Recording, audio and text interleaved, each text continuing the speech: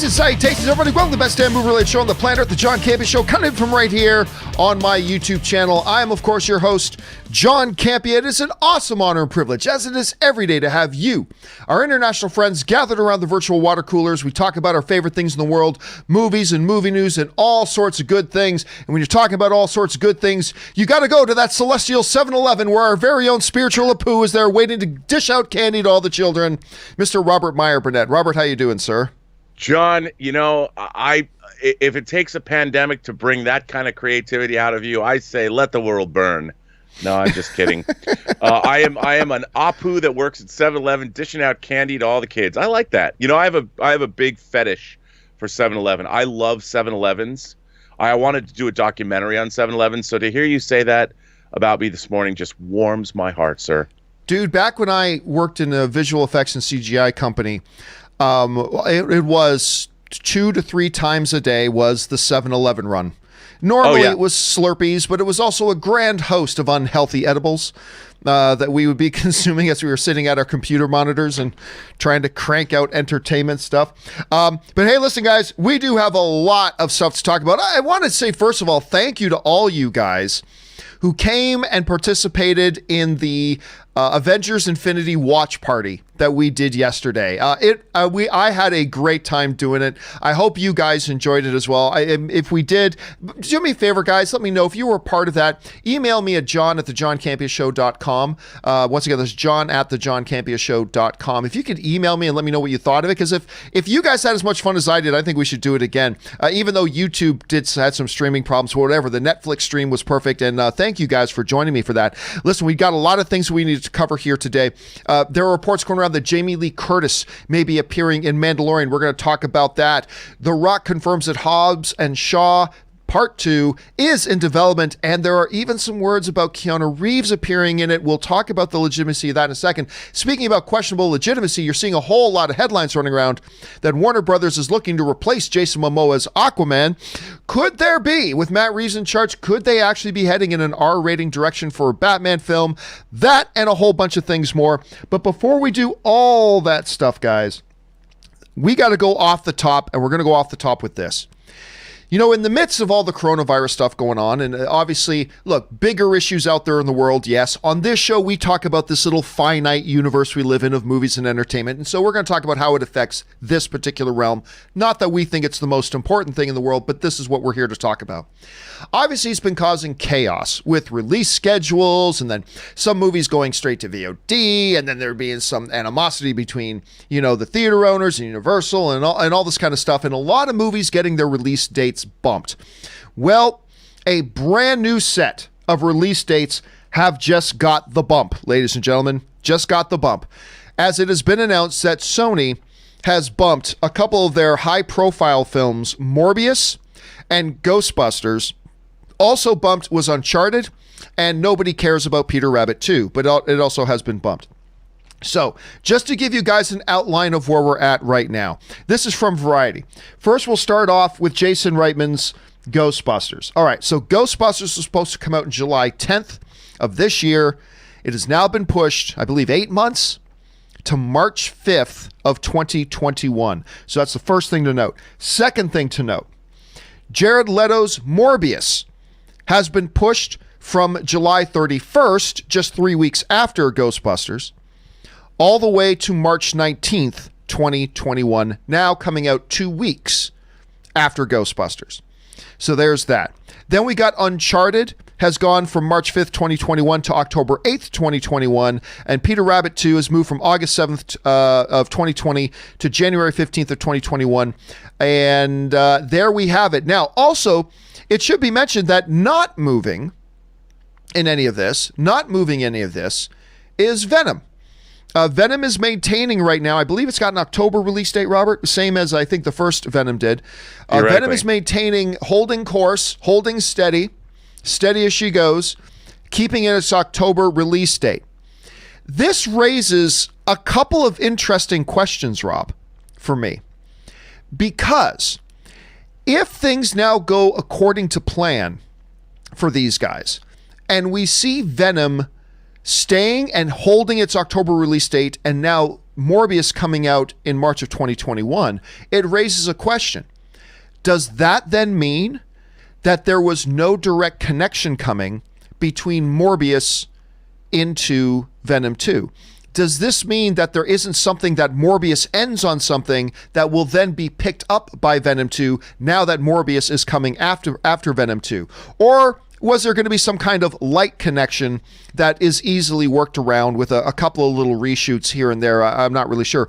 But Rob, this makes common sense on a lot of levels, but you hear about this. What do you think about the move? Well, I think it's been imposed on them. I don't think it's what they would have wanted to have happen.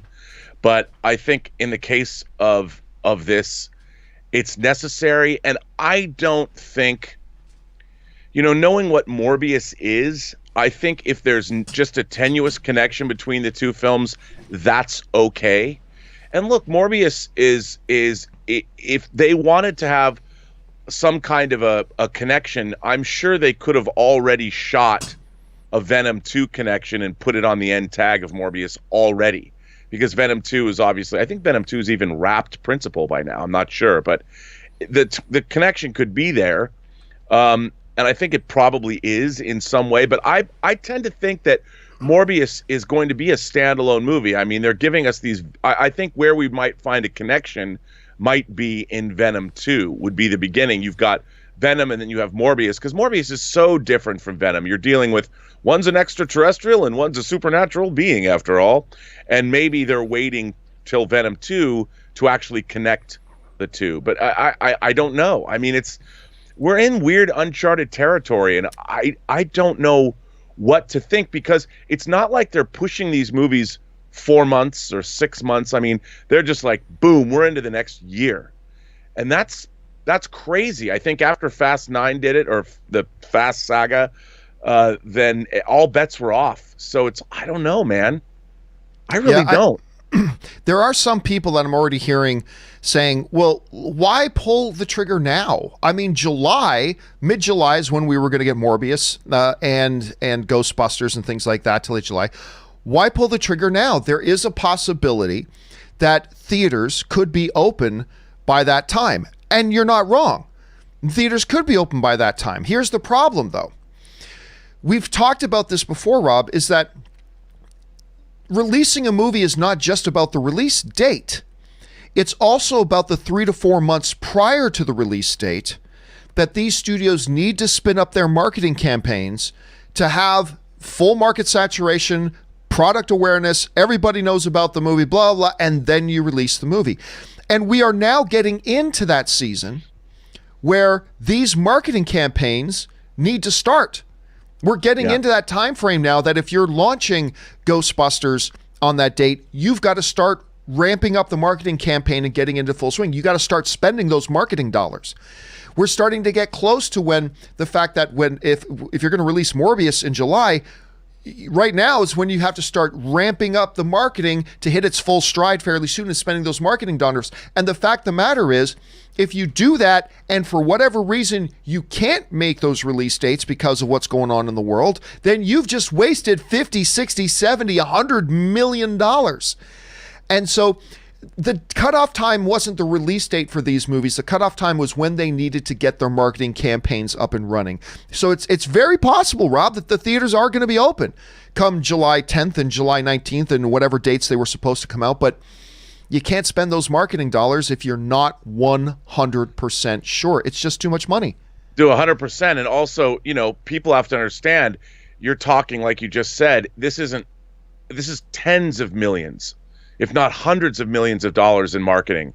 And, you can't throw that into the air, into the ether, and not know you're getting a return on your investment.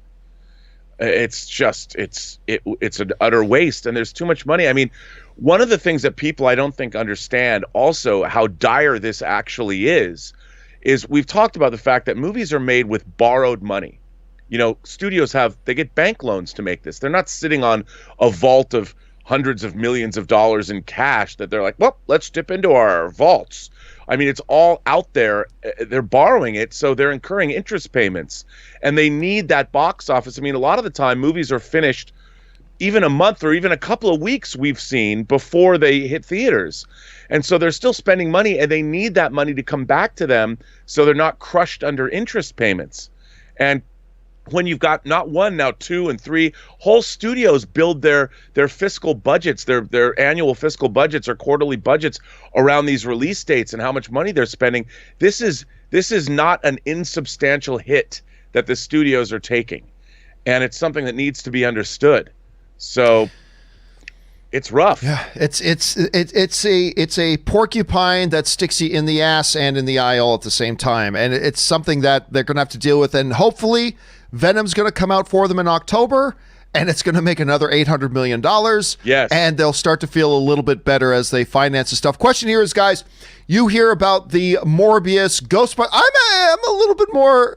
I'm more bummed out about the Morbius thing, I'll be honest, but I'm also very much looking forward to this Ghostbusters movie. But you guys hear about this. What do you think? The Uncharted movie was already pretty far away, so it's just being bumped a little bit more far away, so I'm not feeling it as much. But what do you guys think about it? Jump down into the comment section below and let us know your thoughts. Okay.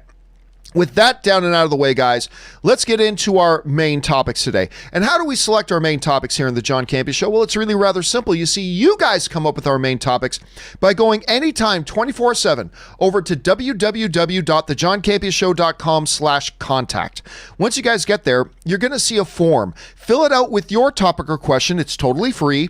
Hit submit, and then maybe, just maybe, you might see your submission featured here as a main topic on the John Campea Show. With that said, let's move on to main topic number 1. And our first main topic today gets submitted to us by Edwin S., who writes, "Hey, John, there have been a bunch of great casting updates for Mandalorian Season 2, but this might be the biggest one yet. There is a report going around that Jamie Lee Curtis has a role in Season 2. It seems to be coming from making Star Wars, so it seems kind of legit. What do you think of this? Thanks." All right, thanks a lot for sending that in, man. And yes, there has been, despite the fact that the shooting for Mandalorian Season 2 is done. It's done. Normally, when you hear about casting stuff, you hear about it before shooting begins, or even sometimes in the midst of shooting. But all this casting stuff, whether it's Michael Biehn, whether it's Rosario Dawson, whatever, it's all seemed to be coming after the fact and after it's all done. And yes, there have been big ones, the Rosario Dawson one, the Michael Biehn one, which I'm very excited about. But this would be the biggest one of them all, to me. Jamie Lee Curtis. Jamie Lee Curtis, to me, would be the royalty of this if this ends up being true. Now, there's still a question mark around that, because here's the thing. This story is coming from a pretty reliable site in making Star Wars. They're a pretty damn reliable site. And this is basically what's saying. The gist of it is this in the report, and you can go over to Making Star Wars and read it yourself. The basic gist of it is the author is saying, look, I can't 100% confirm this, but I have reason to believe this is true.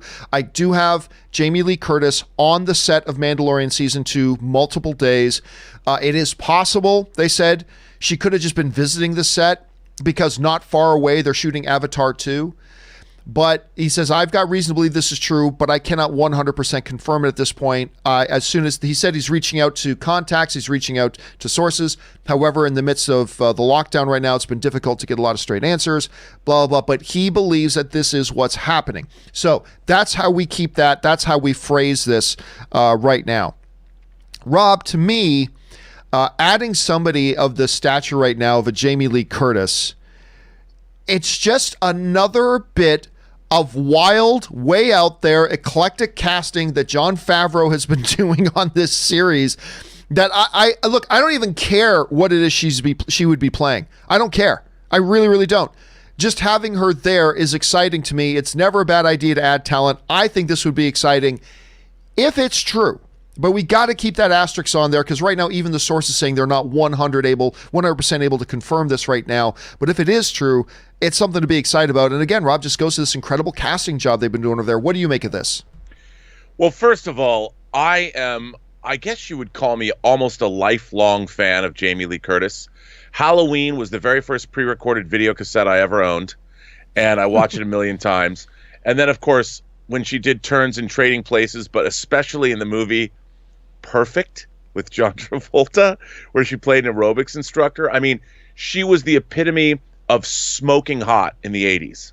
And as I've grown up with her in various Halloween sequels and seeing her in the last Halloween movie, and even now as she's, older in Knives Out with her hair, she's still this I don't know. She's a sex symbol to me, and she has been for 4 decades. So you tell me that you're putting one of my favorites in The Mandalorian. Obviously that Jon Favreau probably feels the same way I do about her.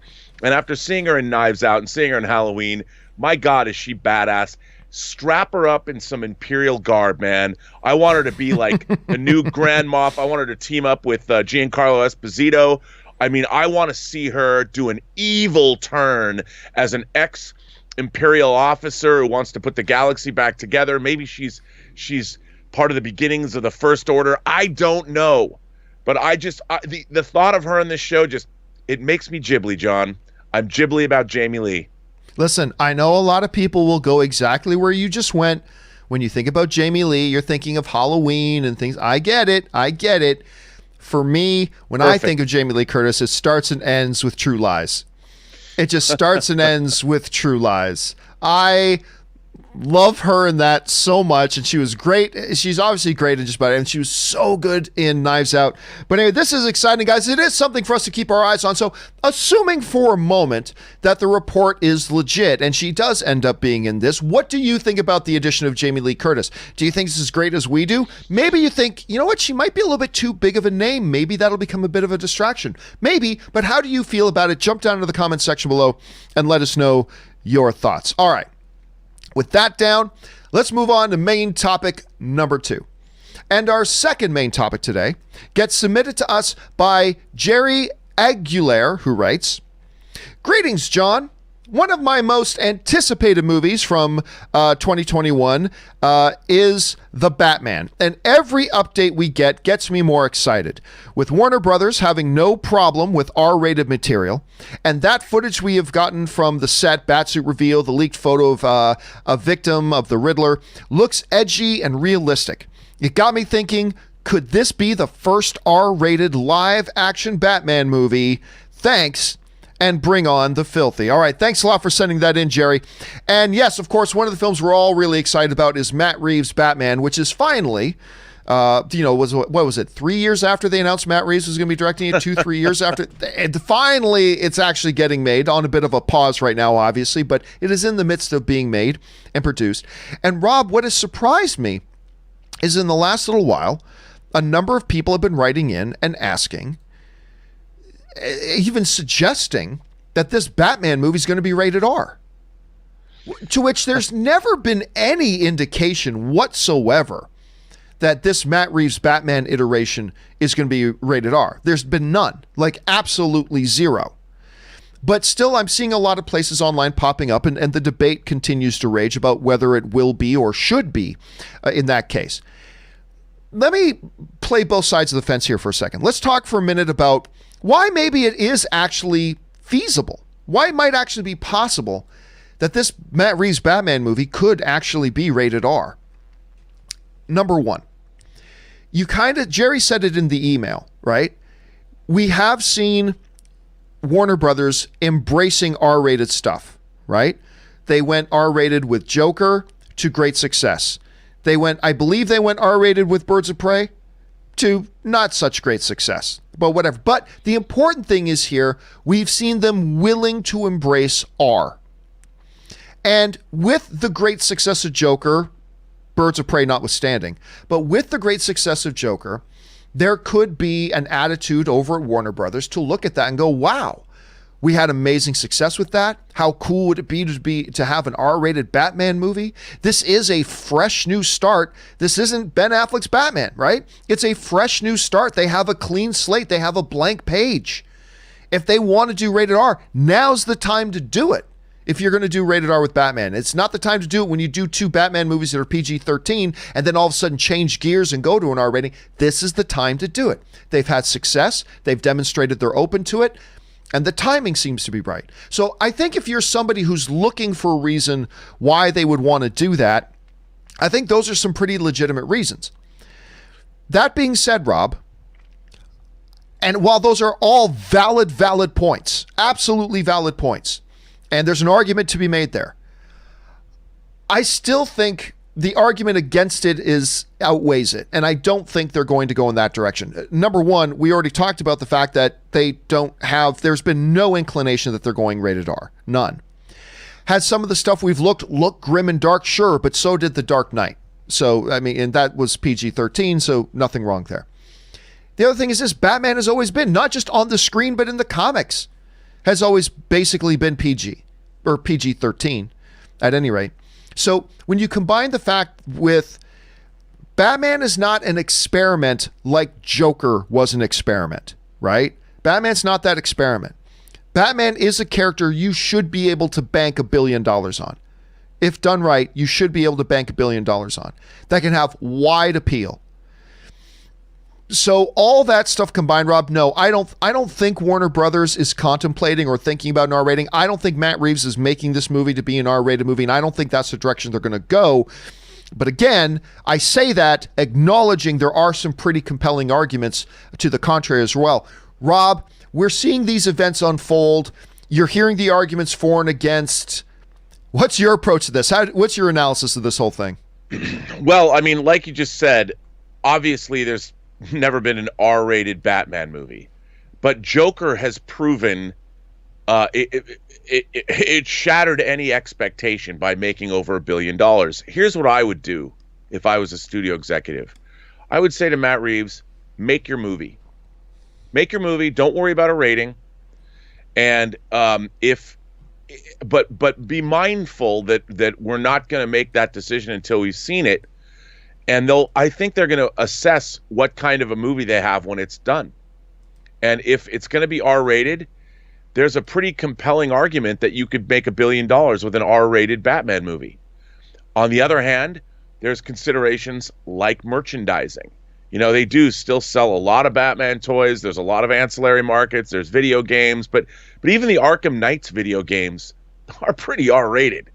So, it would be another way that they would do something unexpected. I think Joker was unexpected in terms of making it R, making it a standalone movie. I think they're open to it. I think under Hamada's regime, they are open to seeing what happens. I don't think they're going to make a call while the movie's being made. Remember, like if you look at Dark Knight, the opening scene, the bank heist, when Joker takes out that bank, the mob-run bank, there's no squibs. She guns down people with a machine gun. Yeah. And when you watch it the next time, there's no blood. There's no squibs because they couldn't do that. That kind of violence would push that movie into R-rated territory. But I think now that they know that the market would bear an R-rated movie and they could potentially make $1 billion to make yet another Batman movie, I think to make it somehow different is almost, in a way, guaranteeing they might get box office they wouldn't otherwise. Sure, everyone wants to see a Batman movie, but we've seen a lot of Batman movies. And if this was the first Batman movie, they could actually turn that into a marketing hook that was rated R. This is the first R-rated Batman movie, and if it was down and dirty and gritty the way we've never seen Batman, maybe it'll make them more money. I don't know. How does that, though, would that be short-term thinking, though? Because, we know right now Walter Hamada's got them thinking individual films, but we know at some point they're going to go shared cinematic universe, very shared cinematic universe at some point. I mean, right. The allure of $2 billion films is just too great. Does that affect or impact their ability to do that with that Batman if they do go R-rated at this point? Well, that's hard to say, I think. But your audience for these movies has been growing up. Your core audience they were watching Batman the animated series as kids. They grew up with they're growing up and they're going to Deadpool. They're going to Joker, and I think that people are becoming more tolerant as comic book movies are growing and evolving. Look, $1 billion is still the magic number they're not spending $300 million on this movie. They're pulling it back. They've got a new director. They're doing some interesting things like Robert Pattinson Robert Pattinson has never really, other than the Twilight Saga, has never headlined a billion-dollar franchise. So I think they're trying to do some new and innovative things with this movie, and making an R-rated Batman might be one of those things. And I don't necessarily think, it's a gamble, but I don't necessarily think it's a bad one. I think, though, that they're going to wait. I don't think there was a decision made when they made the film, when they're imposing a rating on it yet. He's like, I bet they were like, make the movie you want, and if we have to make changes, reshoots are par for the course for these movies now. They know they're going to go back in and do pickups, and if they need to tone the movie down or something, they'll do it. But if this movie has kick-ass action, like I think it does, fights that we haven't seen before, Batman like knock down, drag out, brutal fights like you see in The Raid, my beloved The Rad, as I like to call it. If we get that kind of a Batman, like we've never seen, where the action scenes are just spectacular, I think that they might go for our rating, man. All right. Well, the question here is, guys, I think there's some valid arguments to be made both ways. I don't think they will personally at all, honestly, but there are some good statements there. What do you guys think? Is there some stuff here that both Rob and I maybe have been overlooking and not taking into consideration? Jump down to the comment section below and let us know your thoughts. All right. With that down, let's move on to main topic number 3. And our third main topic today gets submitted to us by Greg T., who writes, "Hello, John and Rob. The last couple of days, I've seen a story on multiple sites claiming that Warner Brothers is looking to replace Jason Momoa as Aquaman. Why do something like this? A lot of people, including me, really love Jason in the role, and he's perfect for it. Why mess with something that is working so well? What are your thoughts on this stupid decision?" All right, thanks a lot for sending that in, Greg. And yes, Aquaman is a film that, hell, I always knew would succeed. I never thought in a million years it would make $1 billion. Hell, I didn't think it would make $800 million. I knew it would be successful, but I did not think it would be that. Shattered a lot of expectations, made $1 billion film. It was the first DCEU movie to make $1 billion at the box office. And it, of course, starred Jason Momoa, who did a great job in it, as a matter of fact. He was fabulous. A lot of people had some question marks about him. I thought he was a great choice, and I'm super glad that he did it, and I thought he was wonderful in it. So now come these reports on site after site after site after site after site that apparently Warner Brothers is looking to ditch Jason Momoa and move in a new direction with somebody else being Aquaman. Guys, I can understand why I got so many questions at the John Campea Show. I understand why I got so many questions regarding this topic, because again, it was on site after site after site. The headlines are all over the place. Warner Brothers looking to replace Jason Momoa as Aquaman. And what I always tell you guys is this: when you see these stories, read it. Number one, don't just read the headlines, read the story. And once you read the story, what you then need to do is follow the source.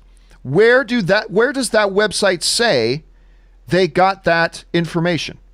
Where does the website that you're reading say they got that information? And then follow that to where they got the information, and then see where that site got the information, and follow the telephone line. And to nobody's surprise on planet Earth, it ends up that the source for this particular story of Warner Brothers wanting to replace Jason Momoa is, you guessed it, WeGotThisCovered.com, which, if you have watched us for any period of time, you know never, ever, ever listen to any scoop that comes from WeGotThisCovered.com. Again, I say this all the time, to be fair to them, they can be a very great, entertaining site with their editorials and their fun articles and things like that, but whenever they break a scoop, it's all BS. It's all absolute BS. If you want to know why this one's BS in particular, besides the fact that literally there was a mathematical study done on the We Got This Covered stories, and it turned out that 97.3% of all their scoops ended up to not be true. They were false. If you wanted any other reason why this is false, when you go into the We Got This Covered story, they say that here's what Warner Brothers is doing. They're going to do Aquaman Part 2, and they're going to do it this way. And then they're going to do Aquaman Part 3. And at the end of Aquaman Part 3, Jason Momoa goes full-time as King of Atlantis. And then realizing he doesn't have enough time to be full-time King of Atlantis, he gives the mantle of Aquaman to a new person after Aquaman 3. So in Aquaman 4 is when you're getting a new person. They have not got that far yet. All right? They're nowhere near that. This is such BS. So no, I get why people are asking the question. I do. I completely understand. Because again, site after site after site after site after site, they're all writing about this and all running these headlines. So I get why people are asking. But again, follow the source. This is coming from We Got This Covered. And even if it was coming from Variety and I read what they wrote, I would say, no, this isn't true at all. They're not thinking about Aquaman 4 right now. They don't even have their director signed for Aquaman 2 at this point. So no, guys, I know the headlines are out there, but no, Jason Momoa is not going anywhere as Aquaman. And listen, maybe he doesn't do Aquaman 4, but there's a lot of actors don't end up doing a fourth film in a franchise anyway. So no, Warner Brothers right now is not looking at how to get rid of Jason Momoa. It would be absolutely asinine. So anyway, Rob, you heard this. I mean, look, we always say never. Is there any possibility here that Warner Brothers, I don't know, maybe Jason Momoa is a pain in the ass behind the scenes? Everything I've heard, he's a great guy to work with, but is there any possibility to this? You know, unless he's uncovered as being some kind of time-traveling Nazi that worked in the concentration camps in 1945, I would say no, there is not. I mean, like you said, he's a linchpin of a movie that made $1 billion. Nobody expected it to make $1 billion. Obviously, he went out and did everything that was required of him he went all over the world doing press on this movie. Everyone seems to have liked him. James Wan had a great experience with him. The idea that he's going to be replaced is, I think, absurd. And by the way, We Got This Covered is the weekly world news of genre. Of the movie pundit community. They might as well start doing stories on the Bat Boy that the Weekly World News used to have on their cover when you'd go shopping at the supermarket. That site is so irresponsible. And the fact that we spend so much time having to debunk the drivel that they publish, I don't understand it. I don't know. I guess they get the clicks. But come on, man. This is the part that frustrates me. The part that frustrates me is that if it was all harmless, that's fine. But when you sow misinformation and confusion amongst the film fan community, that's no good. That's no good. And at some point, they're going to have to be held responsible for this, to just randomly going out and just throwing all this misinformation that is just purposely meant to just draw in clicks. I get it. I understand that. You're in the business of getting clicks. I get that. But do it with legitimate information, or do it with editorial pieces, or do it with making it clear that not proposing something as fact that's not fact. Yeah. And I don't know. It gets to be frustrating. And so obviously, like I said, it's understandable that the fans, because I got at least 20 emails on this over the last 24 hours from people writing in and saying, John, did you see this? Did you see this? It's like, you're causing confusion. You're causing misinformation, and it's unfortunate. But anyway, guys, you saw that, but maybe you think there is a legit chance that Jason Momoa, Warner Brothers wants to kick out Jason Momoa. What do you guys think? Jump down in the comment section below and let us know your thoughts and what thoughts there are to have about this ridiculous situation. Okay. Anyway, guys, let's move on now to main topic number 4.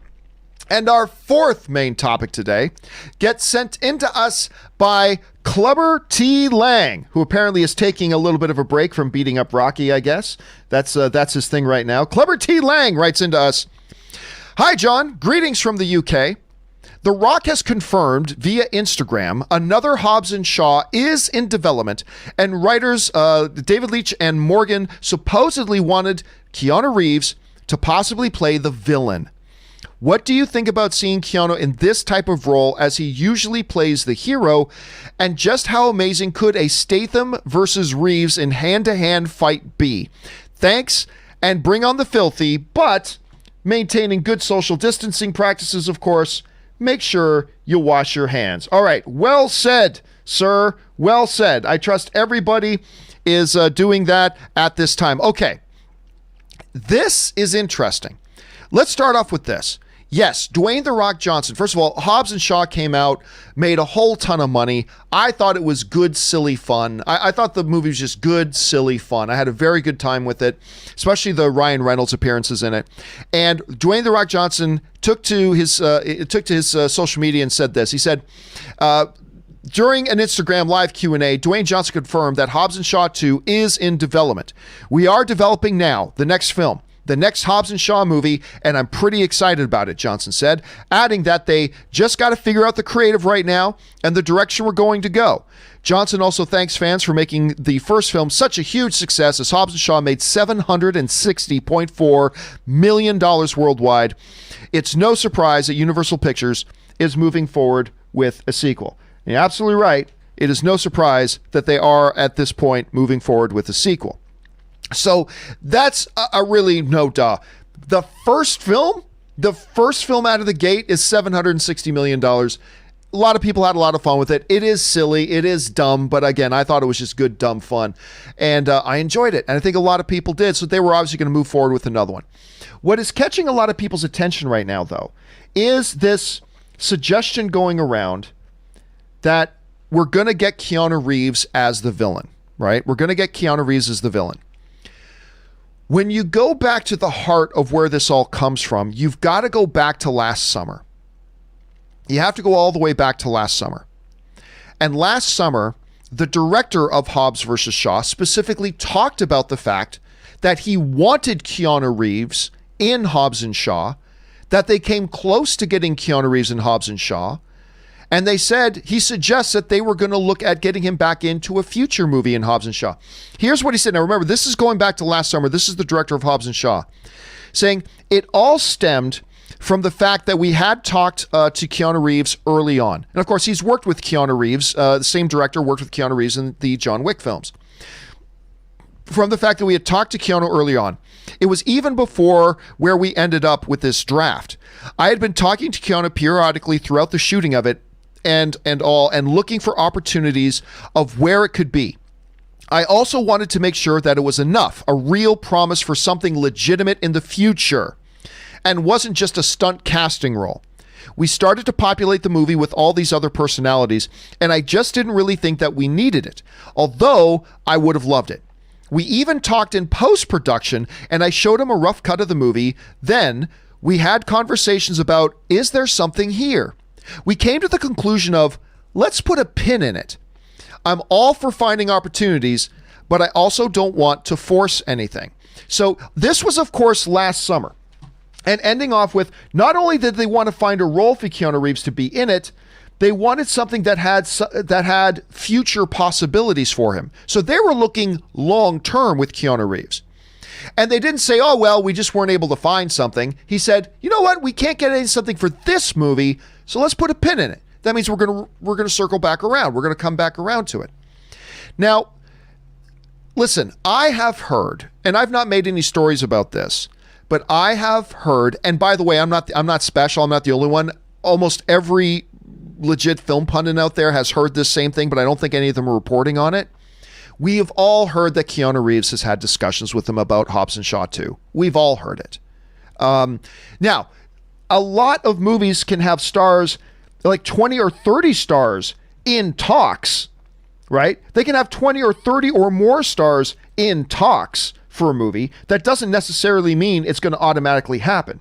But when you combine the fact that we had the director of the film himself saying, we wanted to get him in here and we wanted for him to have something that was going to have long-term ramifications, have long-term impact, have him as a real legitimate role in this moving forward. And we just couldn't figure it out for this movie, but we're going to come back around to it. Obviously, the stories are going to come out. And you're going to get a lot of websites that are going to throw spaghetti against the wall saying, oh, we heard that.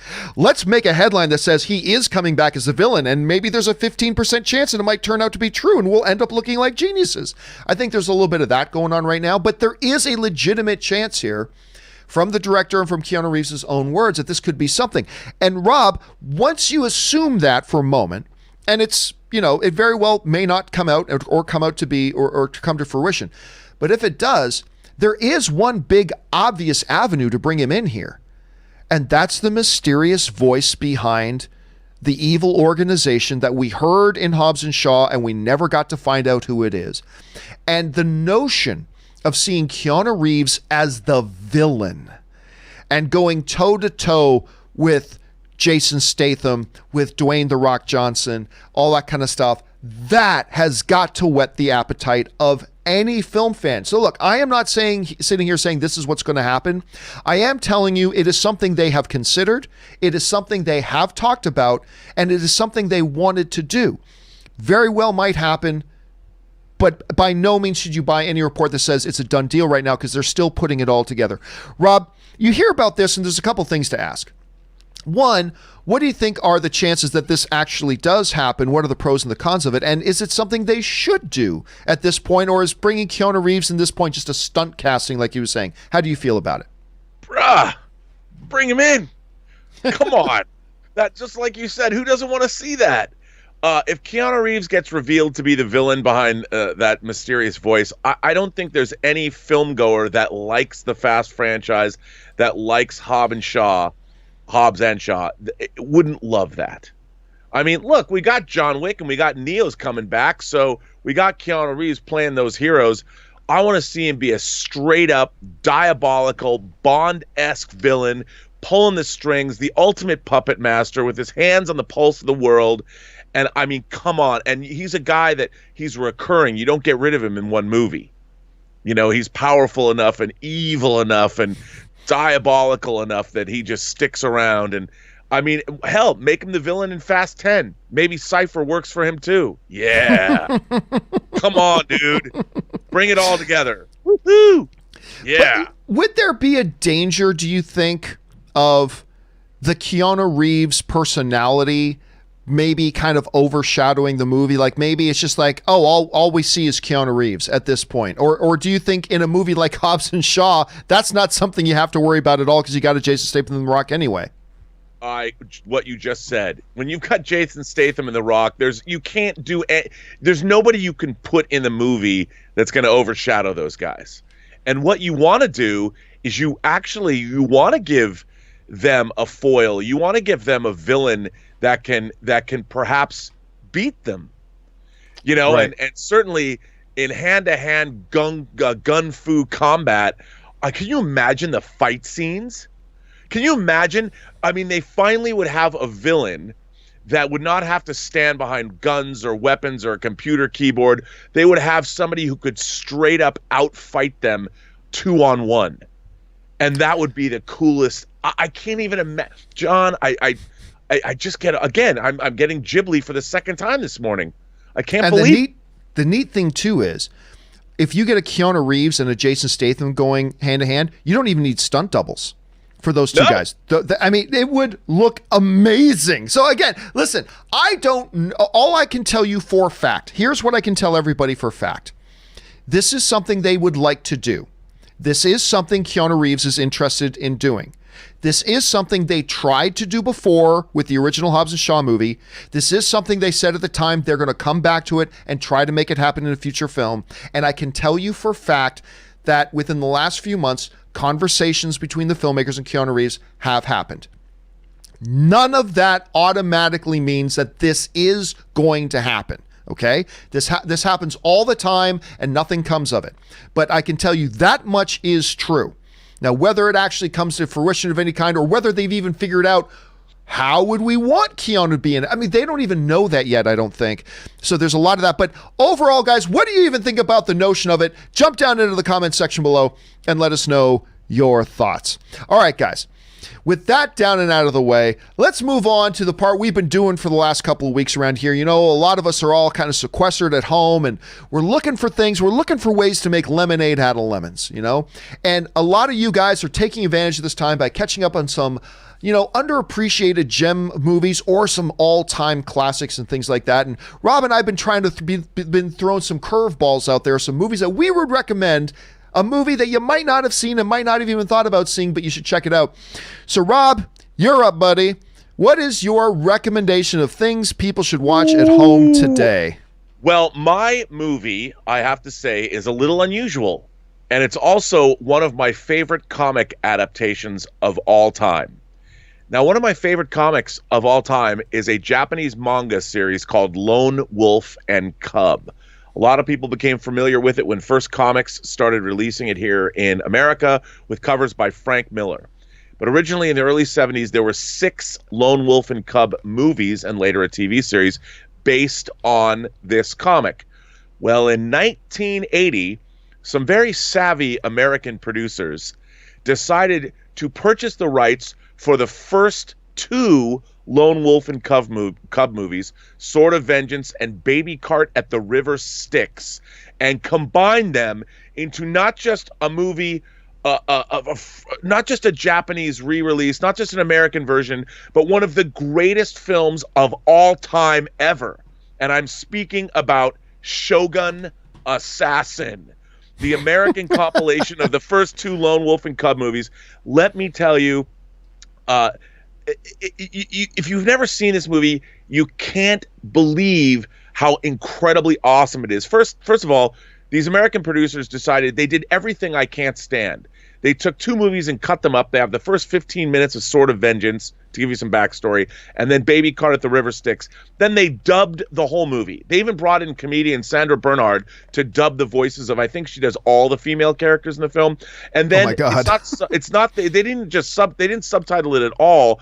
They had it all dubbed, and then they changed the point of view of the film to the kid, the little kid in the movie, and they gave the kid his voiceover narration, and they hired, this is the best part, they hired one of the producer's sons to do, who wasn't an actor, wasn't a child actor, and they literally just fed the kid lines, and they said, okay, say this, and they would record him. And it turns out to be the greatest childhood voiceover performance in the history of cinema. And then they added a synthesizer disco score from I forget the name of the it's not Derek and the Dominoes, obviously. It's somebody like that. They hired this band to this synth score, which is this disco. It's just awesome. And this movie has incredible graphic violence. I mean, people don't just get sliced up. They get sliced, their limbs fly, and then giant geysers of blood come out of the limb that they lost. And I mean, Quentin Tarantino patterned some of the blood from the Kill Bill franchise. He has different colors of blood in that, and the red blood that he used came from this movie. I mean, this film, I've watched this movie 100 times, and my beloved Criterion Collection. There it is. They released the original 6 Lone Wolf and Cub movies in this beautiful set. But not to be outdone, they also put Shogun Assassin in here too, because that's the kind of company Criterion is. This movie was considered a video nasty in the UK when that was a problem. But I mean, this movie is so, now admittedly, you have to be open to watching an American compilation of 2 Japanese films that's completely dubbed and has a funny disco score and a crazy voiceover by a kid. Score. Now you have to be into that.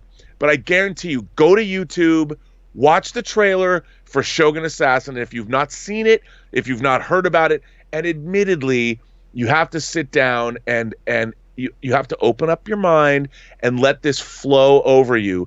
And I have to say, this movie has the greatest use of the word ridiculous. I mean, it's actually in the movie.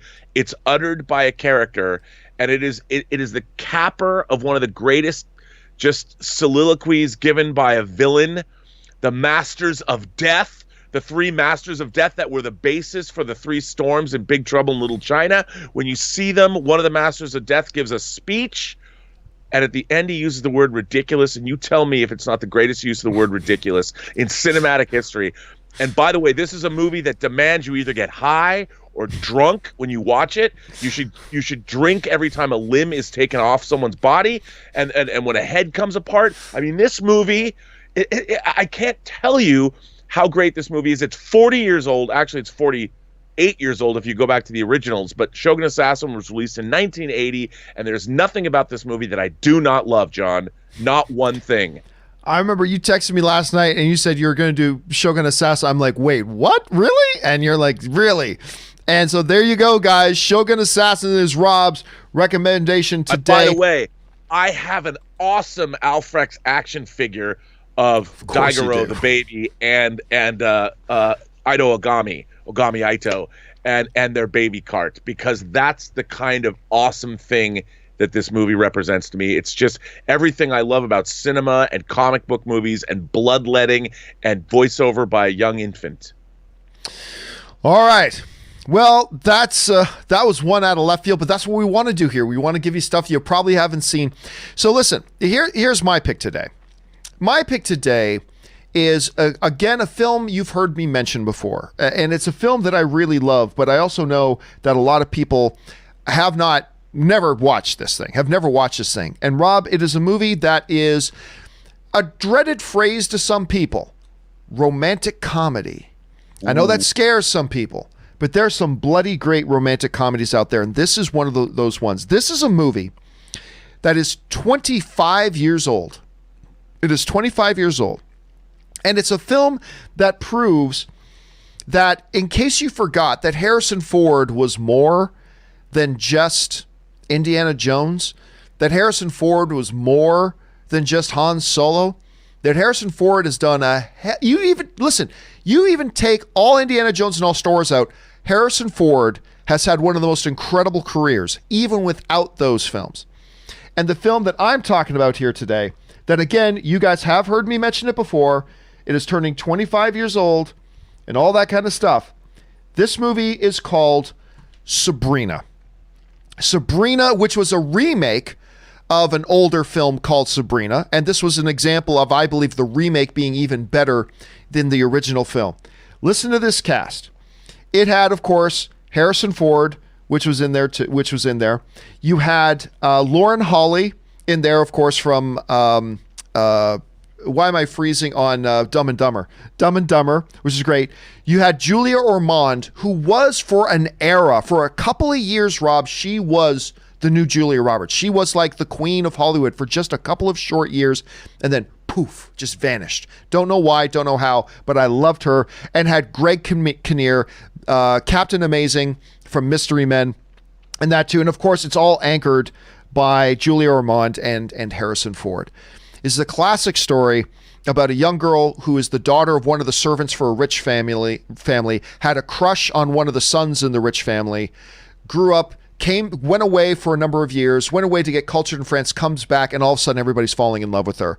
And instead of the younger brother that she had been in love with, ultimately she falls for the older brother, which is played by Harrison Ford.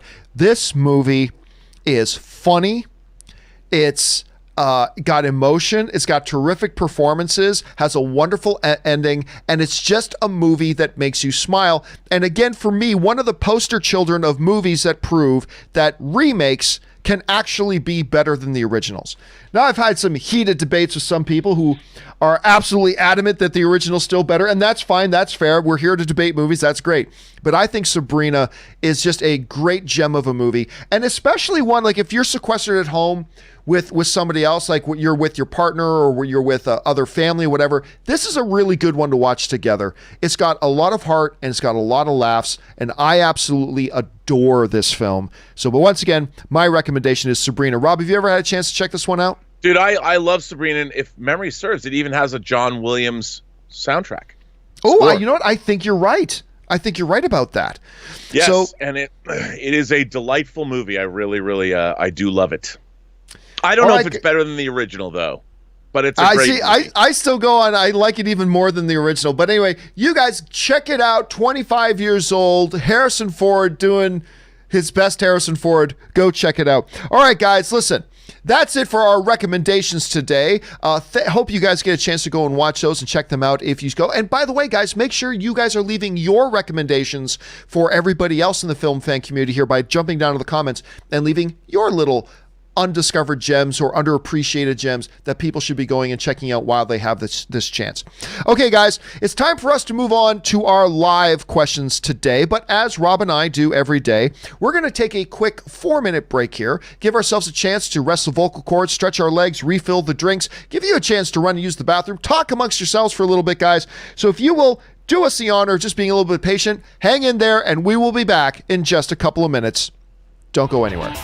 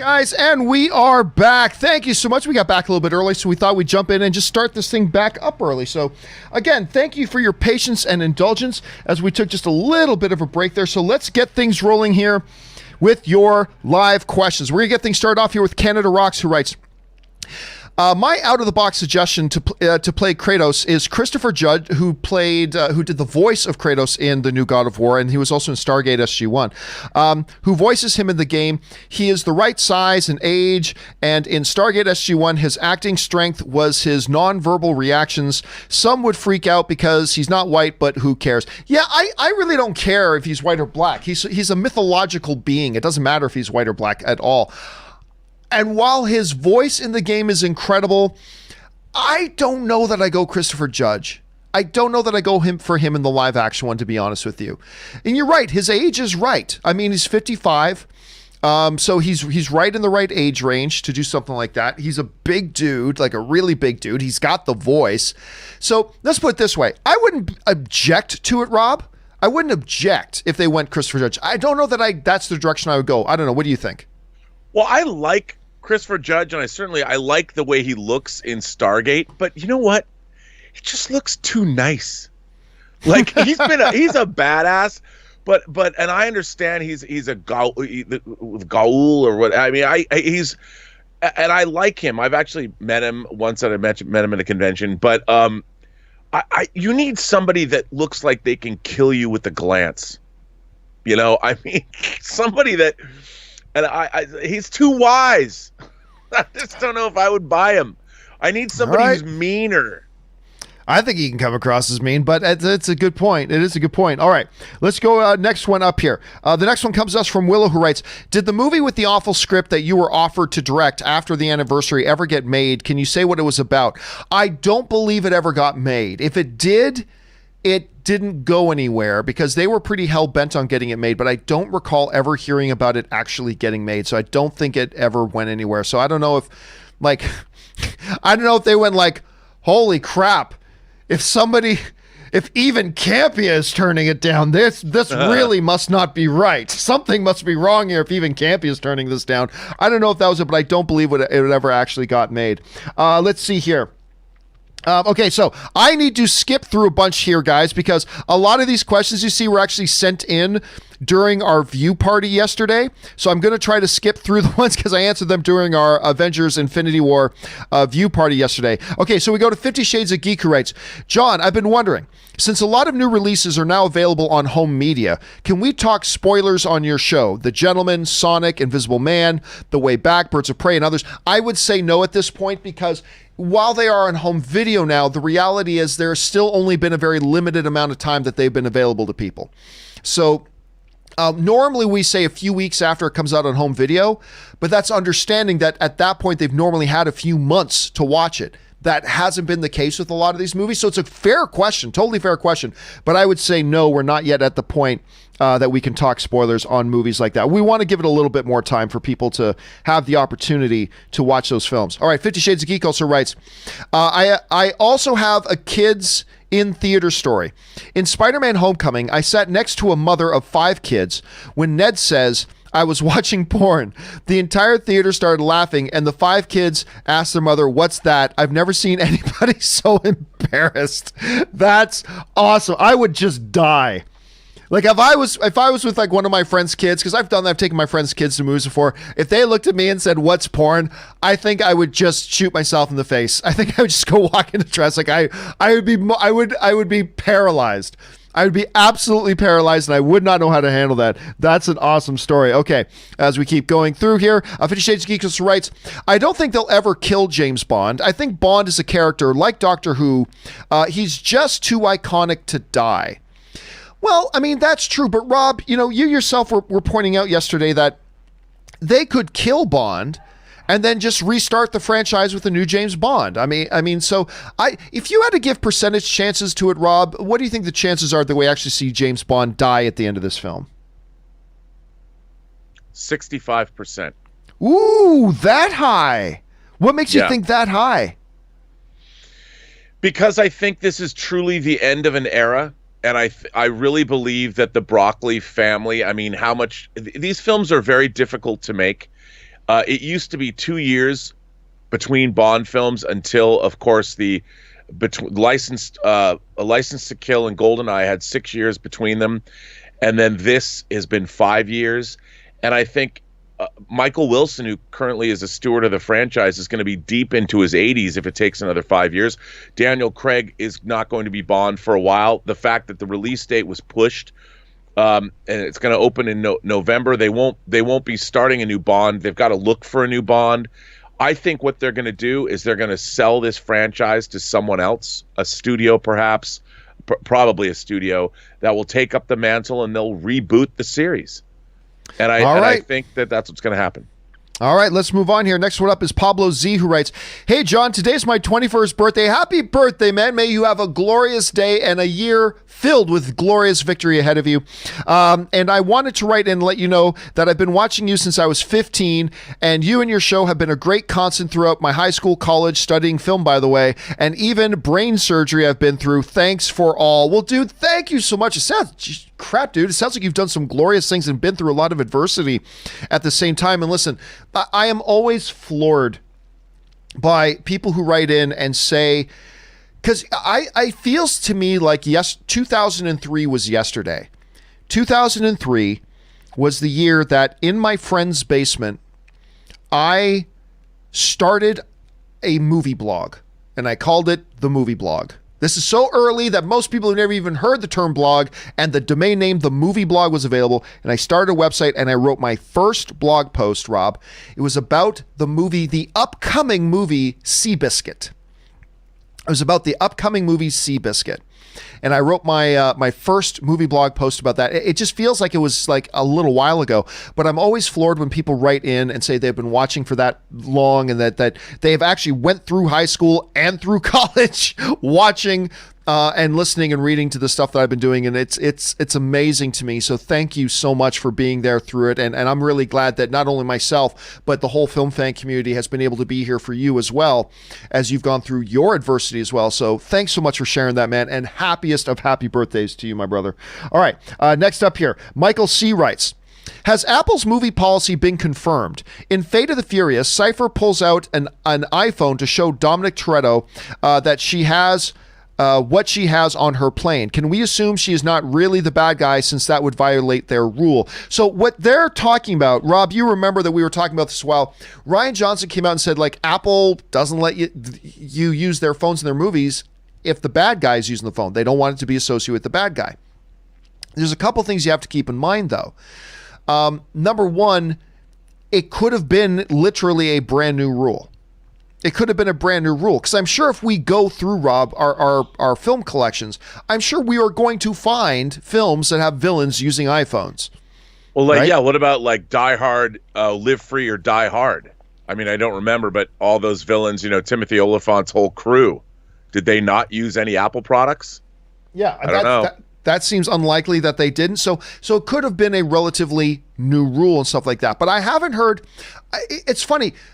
A filmmaker of the caliber of Rian Johnson comes out and makes a statement like that. You would think if it was not true that Apple would make some kind of statement, and say, "Hey, wait a minute, Rian Johnson's saying that's not true," and they haven't.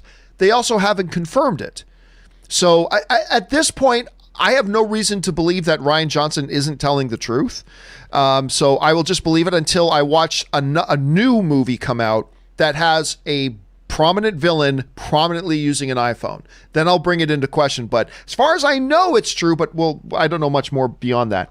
Good question, though. Okay, next up, Glenn Tracy writes, "My movie pet peeves. A scene goes from day to night in 2 seconds. Oh my God. Yes, I'll talk about that in a second.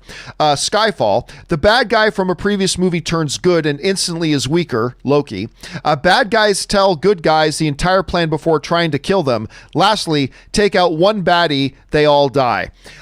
Yeah, that's a motif we've seen a lot, right? We've seen so many things about there's entire armies or something. All we got to do is take out this one thing and all the armies die, right? We saw it in big movies like The Phantom Menace. We saw it in Avengers, the first Avengers movie. We've seen it with Ultron. We've seen it a lot of times. And in 1,000 other movies. Rob, you were just in the day, 5 seconds later, it's not. And we were just talking about Hobbs and Shaw. Ann and I were just watching Hobbs and Shaw again, and all of a sudden, like it's one time a day, 3 minutes later, it's completely different. The sun is shining, rainstorm. 5 seconds later in the movie, rainstorm. It is one of those pet peeves. Do any of those ones stand out to you the most that really irk you when you're watching a movie? Well, I mean, I think the worst is, X-Men: The Last Stand, X-Men 3, because literally when Magneto's bringing the Golden Gate Bridge over to Alcatraz, it cuts from day to night, like almost in one shot. In one shot, it does. Yeah, I mean, it really it's one of the most amazing continuity gaffes I've ever seen in a movie. I was sitting there going, "Wait, what?"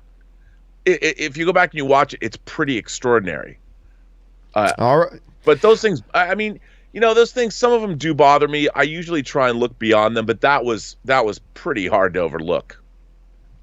All right, let's move on here. Next one up is Eduardo O'Neill, who writes, Hunters on Amazon was really good. Logan plus Pacino was great combination, and the characters and performances were top-notch. Many highlight with intense and interesting scenes, but that last episode almost ruined the whole thing in my head. It never happened. Listen, I got to tell you, I've still not seen a single episode of Hunters.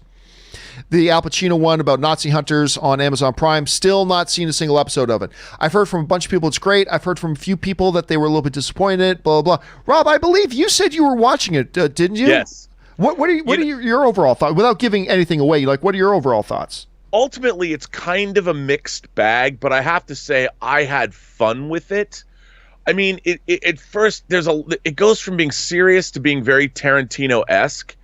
And it was a little jarring, and I wish it went more. They pushed it more in the Tarantino realm, but I definitely had fun with it. I mean, I wouldn't call it prestige television, but it was pretty good. I mean, I really had fun with it.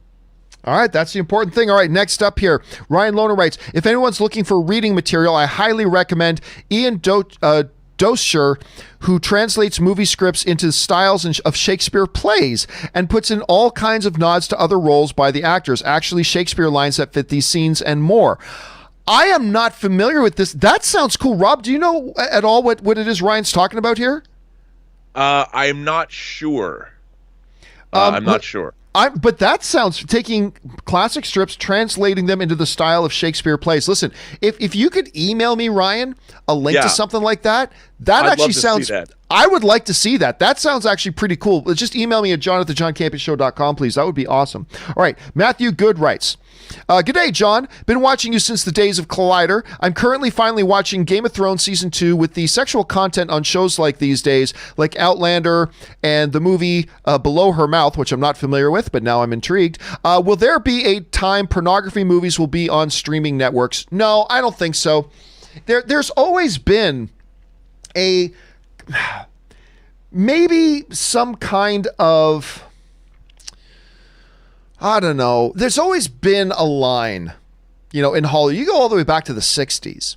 There's always been a line where they say, up to this point, it's art. Up to this point, then it becomes pornography, and they draw some kind of a line. I honestly don't think there's going to come a time when they'll just go straight porn.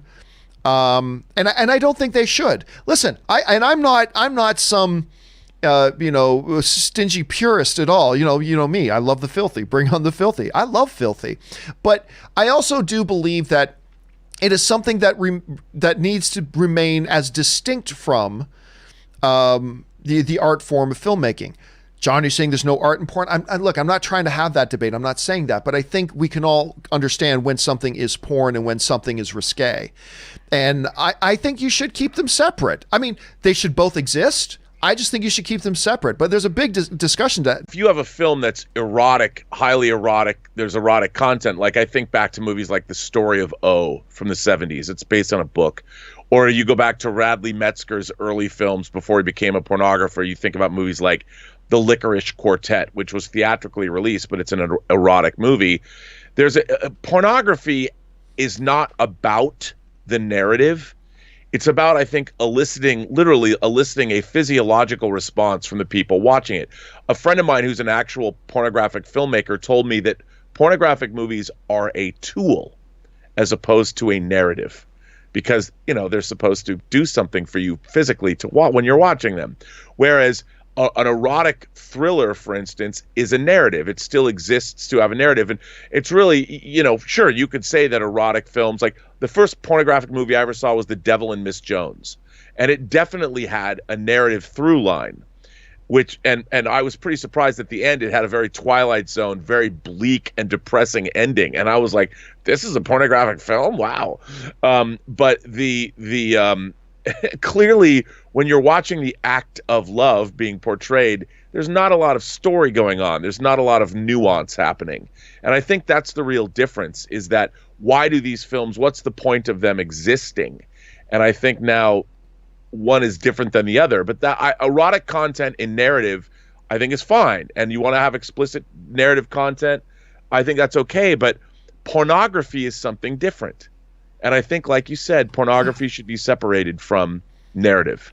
Yeah, and look, there have been some examples of pushing the limits. There was Nymphomaniac, which was not so long ago, I don't think I said. But here's the bottom line too.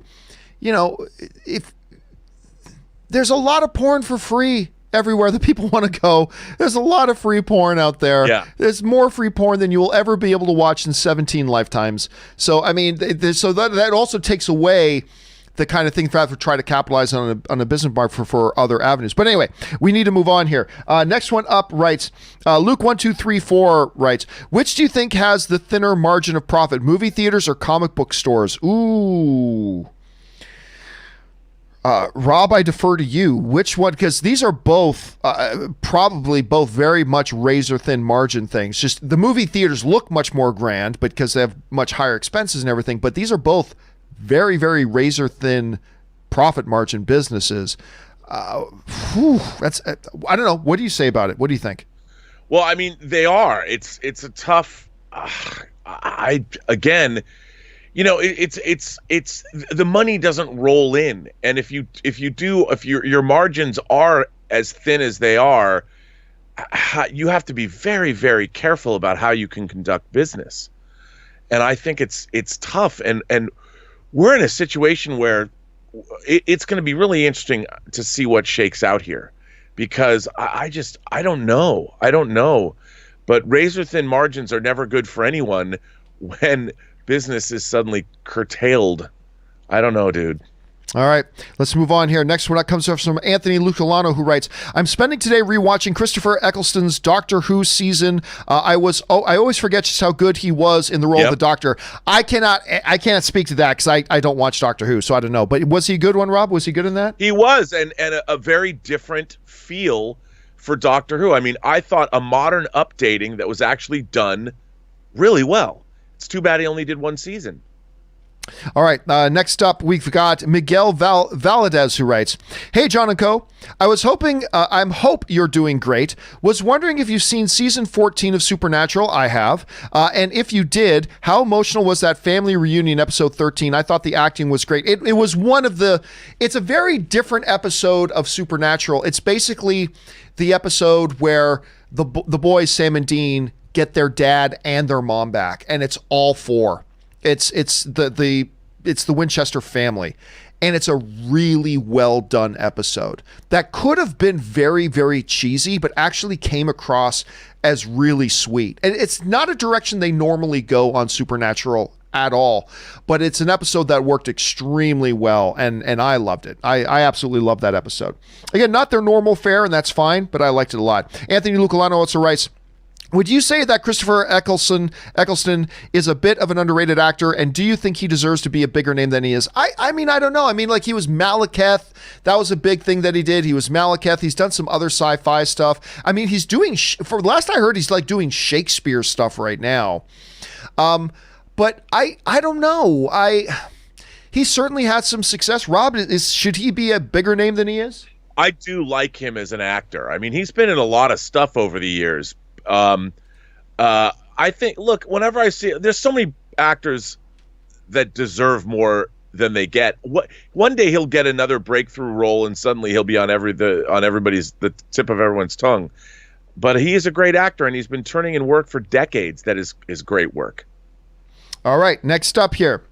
We've got Daniel Rahimi who writes, were you able to watch The Way Back before theaters? Not before the theater shut down, no, but I have watched it. If so, what did you think? If not, then you need to get on that. I believe you can buy Rent on Amazon Prime. You can buy it in a lot of places. To me, it's the best movie of the year and will be for a while now. I thought it was great. I have it right now as my third favorite movie of the year because I enjoyed Invisible Man so much more than it had any business me enjoying. You know what I mean? I just thought it was great. I've watched it like 3 times now. And The Gentleman maintains being my favorite movie of the year so far. Now, granted, you have to take that with a grain of salt that I am a huge classic era Guy Ritchie dude. Like I'm a Lock, Stock and Snatch kind of Guy Ritchie guy. And to see him go back to those roots after doing Aladdin, I thought was great. So that's my favorite of the year. But The Way Back is wonderful. Rob, it is out on home video now, but have you had the opportunity to sit back and watch that one yet? I haven't seen The Way Back, and I really want to see it. Just because I like, we love The Accountant so much, and you've got the same team, and we both love Affleck, and I really wanted to. I can't wait to see it. So, all right, next up, we've got an anonymous viewer writes, hey, John, over under 50% that Tenet keeps its original release date of July 16th. Way under. We're just at the point. Now, again, if you were to ask me over under 50% that the theaters will be open by then, I think the theaters will be open by then. But again, it goes back to the same problem that the Sony films are having. You've got to go full blown into your marketing here pretty soon. And you can't do that and spend those hundreds of millions of dollars when you're not 100% sure that your theater film's going to be able to hit theaters at that point. Not to mention, when the theaters open back up again, is it going to take a little while to get everybody back into theaters? Do you want your movie in theaters when that's happening? Maybe not. So I think it's a very good chance it gets pushed. Rob, what do you think? Over under 50% that it gets pushed? I think it's probably going to get pushed. Yeah, the question will be how far. Yeah. That's the question, is how far will it go? All right, David Crabtree writes, someone brought up a possible Tyson biopic. There is that 1995, I was thinking about that too. There is that 1995 HBO film, Tyson, starring Michael Jai White, George C. Scott, and Clark Gregg. I don't recall how accurate it is, but thought it was a pretty good when it came out. It's streaming on Amazon Prime. I didn't know that. You're right, David. It's been a while. I think I saw that like back in the day, because that came out like when Sabrina came out. So that came out like back in the day. I might want to revisit that. Again, a Tyson biopic today is a very tricky proposition because there's a lot of shit that would need to be portrayed. So you either gotta sanitize it, or you've got to go more honest and then have Mike Tyson go, no, I don't give you permission to make that movie. I mean, it's a tough thing to do, but I have not revisited that one in a while. So thanks for bringing that one up, David. All right. Carnell B sends in a $50 tip. Thank you so much, Carnell. Listen, whenever somebody sends in a $50 one, we not only do we answer the question here, but then we also make its own little standalone video and put it up on the YouTube channel. So watch for yours to be made in the next week too. Actually, some more are going up today, so keep your guys' eyes open for that. Carnell writes in, hey, John, you said you prefer producing over directing. At any point, did you consider having someone direct your documentary? I don't need a dedicated video, just showing some appreciation and love the show. Oh, thank you so much for that, Carnell. I really appreciate that. And thank you so much for, being one of those people who likes to support the content you watch. And I appreciate that very much. If I'm being honest, yes. When I came up with the documentary I wanted to make, I did consider getting somebody else to direct it. Mostly because almost anybody would be better at it than me. But on top of that, the actual directing is not the thing that I love the most. Don't get me wrong. I don't dislike directing, but it's not the thing that I love the most. I really like producing. But couple of things. One, if I get somebody else to direct, then if I thought it was going to be time consuming directing myself, trying to oversee somebody else directing it was going to be nearly impossible. Not to mention having to coordinate schedules and blah, blah, blah, and having to work with somebody else and relying on other people, and it becomes an issue. But one of the biggest factors, and this is a full admission here, I just simply didn't have the money. I just simply didn't have the money to hire a director to do it. That's just something I didn't have the finances to do. So to bring in somebody else entirely to direct the movie was honestly not something that was even really a feasible possibility that I could do. Because I'm making this movie myself. I made the conscious choice not to crowdfund it.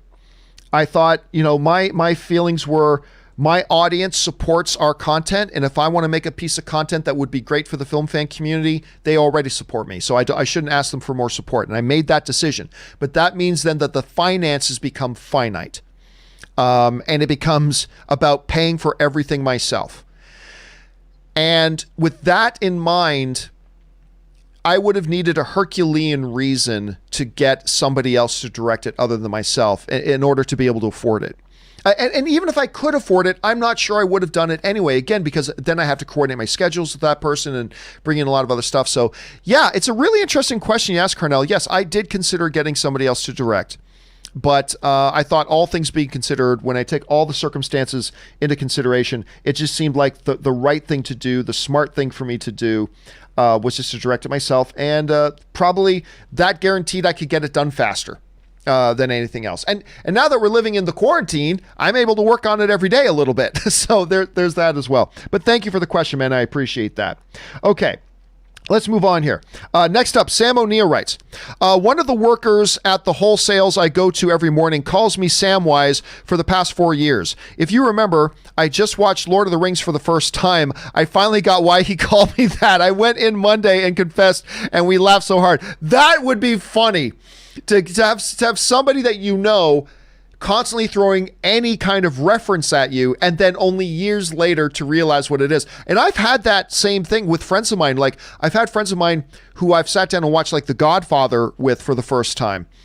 And it's like, they go, holy shit, now I know what it means. I'm like, what are you talking about? Sleeping with the fishes. I've had people say that, you bring that phrase up in conversations all the time, and I've just always gone, oh, okay, yeah. And now I know what they're talking about. It's like, there you go. So that's a good example of that, Sam. All right, Evelyn writes, I just wanted to take a moment to remember that on a day like today, Ron Swanson was stuck on 94 meetings because April didn't think March 31st existed. That was for those of you who do not watch Parks and Rec, you absolutely have to watch Parks and Rec. What the gag is, Ron does not want to be useful at all. He does not want to help people. He does not want to be bothered. And so he has this assistant, April. So April scheduled all his meetings for March 31st because she didn't think March 31st was actually a day. Turns out it was. Thank you for reminding me of that, Evelyn. I love that. All right, Justin, the movie nerd, writes, my film pick of the day is Keepers of the Magic. It's a documentary film that gives some amazing insight into cinematography, including interviews with John Seale and Roger Deakins. I highly recommend it for those curious about their role in film. I do not know this. I have not asked Rob this, but I'm going to go out on a limb and I'm going to guess that Rob is familiar with this film at the very least. Rob, are you familiar with Keepers of the Magic? No. Really? Keepers sounds like one you would have been all over. No, and I don't know it. Hang on, let me give it a trusty Google search. Keepers of the Magic. No, unless what is it? Hang on. Let me see. Could be 2000. No. Oh, wait a minute. This is a documentary. The cinematographers. I have not seen this movie, but I know this movie. I have not seen it. I thought it was like I don't know why I thought it was some Asian mystical magic movie or something. No, but this, yes, I have not seen this movie. I want to see this movie, but I have not seen it. It's got everybody in it. I mean, dude, what a cast. Vittorio Storaro, Roger Deakins, Gordon Willis. I mean, Sam Mendes, George Miller, Philip Rousselet. I mean, this movie's got John Borman's in this movie. I don't even know where to see this movie. I want to see this movie right now. All right, Justin, thanks a lot for bringing it. It's always good. Like, we give our movie suggestions. It's always good when other people can give us movie suggestions. All right. Jadden writes, two books I want to see be a movie, Catcher in the Rye and Blood Meridian. You once said Catcher in the Rye would be hard to adapt. Why? Would it be easier to adapt than Blood Meridian? Well, I'm not at all familiar with Blood Meridian, so I just have to throw that out there. I'm not familiar. You are, Rob? Yeah, it's a Cormac McCarthy book, and they've been trying to make Blood Meridian for years. It's like one of these great unmade films. I think Leonardo DiCaprio was going to star in it at one point, but it's never been made, obviously. And Catcher in the Rye, the Salinger book, I mean, my God, I don't know if its time has passed. I mean, it could be a great movie, but I don't know if it's as relevant now as it was when it first came out. But Blood Meridian is apparently supposed to be this epic, and just like it says, a very bloody story. I mean, I'd love to see it. I've always said, Rob, that I think Catcher in the Rye would be problematic to do today, but I don't know which do you think it would be easier to do today or harder, or what do you think? I think it would be harder. I do think it would be harder to do today because it's just that the travails of youth are different than they were when the book was written. And I think that Holden Caulfield as a character, his type of character has been mined for so many other things. I don't know if it might seem a little even quaint by today's standards. I don't know. All right, let's move on here. Next one is Anthony Lucalano, who writes, I've been having to pinch myself the last few days because it doesn't feel like it's been 15 years since Doctor Who came back in 2005, and yet it has been the 26th of March, 2005, to be exact. And I have so many friends of mine that are such hardcore Doctor Who nerds, like hardcore Doctor Who nerds. And I mean, obviously, and I know something about being a hardcore nerd, but a lot of my friends absolutely love it so much, and I just don't watch it. I'm not saying anything bad about it because I don't watch it, but I don't watch it, and it's just never been something I've gotten into. But it's always cool to see a passionate fan base, even if it's about things that I don't myself watch. All right, Matthew Phillips writes, we all got chills seeing the camera pan around the Avengers as they assembled in New York. Can you imagine the glory that one day will come when we see the Avengers, Fantastic Four, and X-Men occupy the same scene? Honestly, this is going to be an unpopular thing to say. I don't think it'll come as close to that first time we saw it because we've already gotten portals. And yeah, I'm having a hard time figuring out how to articulate this, Rob. It's like, we got it already. Now anything they do is just going to be kind of repeating what was done before. Now, yeah, this time there's a few other new characters in there, but we've already got that moment where everybody comes out on screen. And we've had it. And I'm not saying it won't be good when they try doing something like that in the future at some point. Of course it will, and it'll get us all excited. But I don't think it'll have the same impact that portal scene did. I don't know, Rob, what do you think about that? Well, I think they have to do things that are just different. I mean, with the Infinity Saga, they methodically, it was really interesting because I think when I wish somebody would do a documentary about this, but going from Iron Man to Endgame and the portals moment is a really interesting look at going. I mean, you talk about a Marvel movie that ends with two guys beating each other up in armored suits, and it's very personal, going to literally a galaxy defining existence-ending moment with this gigantic cast of characters. That's what the Marvel Cinematic Universe did over 11 years. Now, to do something like that again, like you said, would just repeat things. So you've got to change it up.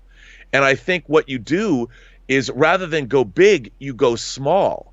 Literally, you make the stakes so personal and so huge that you might be able to have two characters facing off. And the stakes behind those two characters might be so gigantic, but they're also incredibly personal. And that way it becomes, we saw some things like that in the first season of Game of Thrones. The whole story is about Ned Stark. And then at the end, he gets beheaded. And that was a moment that was so epic and so jaw-dropping and shocking. You're like, oh my God. And it doesn't involve clashing armies. And I think if you do it right, you can have those kinds of things happen. But it really, it's going to require a deft touch to do something different, because you're never going to be able to have the same characters. You're never going to be able to have 10 years of buildup the way you've had. If it's got to be done differently, and you've got to do it carefully. And I'm curious to see what's going to happen. Yeah, it's going to be a little bit still. It's still gonna be a little bit, but we are going to get there. All right, next one up. Superman Steve writes, John, Rob, it takes a lot to make me cry watching something, but Ozark season 3, episode 8, full man cry. Seriously, impeccable acting by Tom Thelfry, who plays Ben Davis. Absolutely brilliant. This is a show I do not watch, but Rob, from the response, I'm guessing you're watching Ozark. Dude, Elizabeth, my girlfriend, watched the first season of Ozark and got me into it. This was the 3rd season. This show, in my mind, just keeps getting better and better. And I thought season 3, I mean, it was tightly scripted. What's so great about Ozark, I'm convinced that this show is really about 2 people who have gone to hell and they just don't know it. And that everything they do, you just watch this noose tightening around them. And it's one step forward, 2 steps back. I mean, the tension and where the 3rd season went to, I really was impressed. And Jason Bateman he directs, he executive produces, and he stars in the show. My God, the acting is terrific. And Laura Linney, man, and Laura Linney and the actor that played her brother, who the viewer is talking about, just unbelievable, dude, unbelievable. Wow. All right, let's move on here. Darth Impact writes, with the troubles of the pandemic and rumors prior, with their financial situation, is this a prime time for Apple to buy Disney? If Apple was interested in buying Disney, yes. I did a quick instant look. It's funny. I knew Apple was worth more than Disney.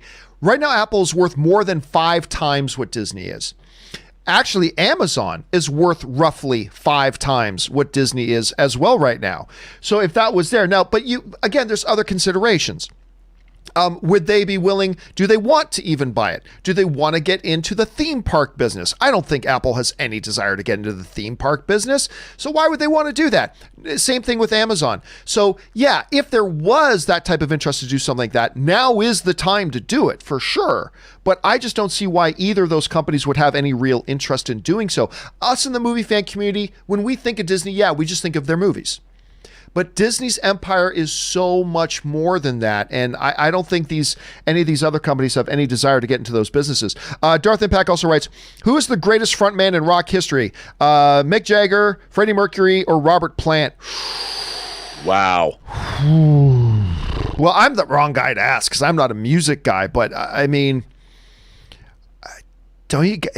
moves like Jagger. I mean, wouldn't it be Jagger? I'm not saying he's the best singer, but if you're talking about frontman, Robert Plant was great. Freddie Mercury was obviously unbelievable. I'm gonna go Jagger. Rob, what about you? Dude, I gotta go Jagger too. And I would ask you, who's still around fronting? That's true, and he's still doing it. He's still doing it. I mean, the guy, you watch him even now, and that's not to say that. Look, Robert Plant is a rock god. I mean, he was, when you think about a front man, I mean, the swagger, and Freddie Mercury was a showman. He was a showman and an incredible front man. But Mick Jagger embodied, I mean, the swagger and the mouth, the face, because even Robert Plant was a little more introspective. It was Mick Jagger was the kind of guy you could drop him anywhere and he would have an army behind him as he marched down the streets singing "I Can't Get No Satisfaction." I mean, I can't imagine. Of those 3, and I would just have to say Mick Jagger all around is the man. But not to say that you're talking about 3 giants. I mean, you're talking about Thor, Captain America, and Iron Man right there. Yeah. But I would go Jagger like with you. All right, next one up is 50 Shades, who writes, hey, John, Christian had an impromptu show last week where people just randomly called in via Zoom and talked for a few minutes, then left. If he'll do another one of these and your schedule allows, would you be interested in joining for a few minutes? No, my day simply just does not allow it. I mean, look, once in a while, I will have Christian on here because we can hey, at 9:15 tonight, we can hop on Skype for 2 seconds and record something. We'll do that whenever he and I can. Absolutely. And you will see Christian and I do more stuff together in the future for sure. But no, that's just during the day when he's doing that stuff is just, my day is slammed from when I wake up at 5 till I mean, I start to catch my breath somewhere around 6 or 7 at night, but that's about it. But no, probably won't see me on that. Just because of that, though. 50 Shades writes, here's another donation because you're probably tired of me asking you about doing more shows with Harlock by now. No, probably. Listen, Christian and I talk about it. It's good that you're talking about it too. Dave XP writes, creating a storyline where you have to hide Superman in the marketing for a Justice League movie has to be one of the dumbest moves for the DCU ever. Rob, that was always a big pet peeve of mine going into Justice League was the way they look. We all know Henry Cavill's in the movie. We all know. Everybody knew Henry Cavill was in the movie. Was he really though? I saw that face. Come on, man. I know. I just saw the face, but it's like, and it's Superman. How are you not using Superman in your marketing? Oh, we want to hide the surprise. There is no surprise. Everybody already knows he's in it. I have never for the life of me understood that. That was one of the most Warner Brothers, who, by the way, has normally done a great job with their marketing, especially with their DCU stuff. That decision to not have Superman in their marketing until like the last second has always befuddled me. I've never understood that move, and I probably never will. All right. Man Mountain Gherkin writes, Raiders of the Lost Ark is my favorite movie of all time. My second favorite, Indiana Jones movie 2. I don't think I phrased that right. Raiders of the Lost Ark is your favorite movie of all time. My second favorite, your second favorite is also an Indiana Jones film. My actual favorite Indiana Jones film is still Last Crusade. There's just something awesome about Last Crusade is the best Indiana Jones movie. Rob, you clearly have a different opinion. What do you think? Bruh, Raiders of the Lost Ark is a perfect movie. You can't even have Last Crusade without Raiders. Everything about Raiders is nigh perfection.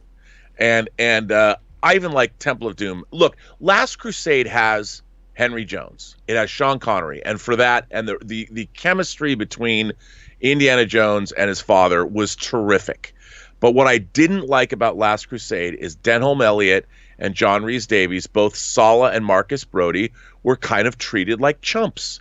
They were played for laughs. And remember, Marcus Brody was Indiana Jones before he was Indiana Jones, and Sala was the best digger in Cairo. And they were both turned into sort of comedic foils in Last Crusade, and I didn't like that. But I disagree with you about Sala. I didn't feel, I thought Sala was very consistent with what he was in the first movie. With Marcus, you got to remember, they took him out of his element. Like, his element was, thing. And I think the funniest moment in all the Indiana Jones franchise was, you'll never find him. He speaks 12 languages. He'll blend in. You'll never see him again. And then the quick hard cut to him in the street market. Hello, does anybody speak English? It's like one of the funniest, hardest laughs I've ever had in a movie theater. Yeah, but they turned him into a buffoon. Because he was a fish out of water. They took him out of his element. They dropped him into an element that wasn't the classroom.